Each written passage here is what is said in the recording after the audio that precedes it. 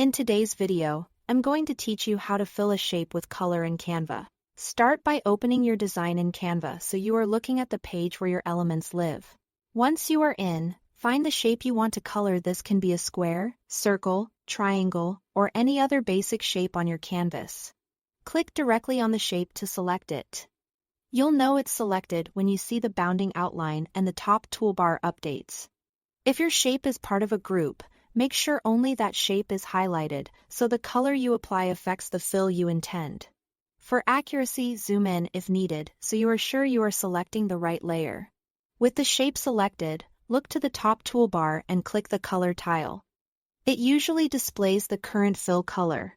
This opens the color panel, which is where all your fill options live. If you don't see the panel, it's almost always because the shape isn't selected. So give it another click and try again. From here, choose the color you want. You can pick from the default palette for quick choices. Use document colors that are already present in your design, or select Add a new color to dial in something specific. The color picker lets you drag to find the exact shade, and the hex field is perfect when you need a precise brand color. A hex code is a 6-character color value. Pasting it here ensures a perfect match. Using exact values keeps your brand consistent across pages and designs. As you click a color, the shape updates immediately, so you can see how it looks in context.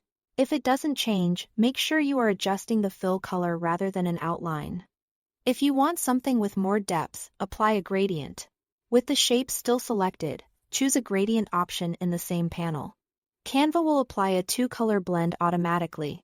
You can click each color point in the gradient to set the 2 colors you want, creating anything from subtle tonal shifts to bold transitions. A light and dark version of the same hue gives a polished look, while complementary colors create energy and contrast. Gradients are great for headers, buttons, and backgrounds because they add depth without clutter. When your color or gradient looks right, continue building your layout. Canva autosaves your changes, so you won't lose your work.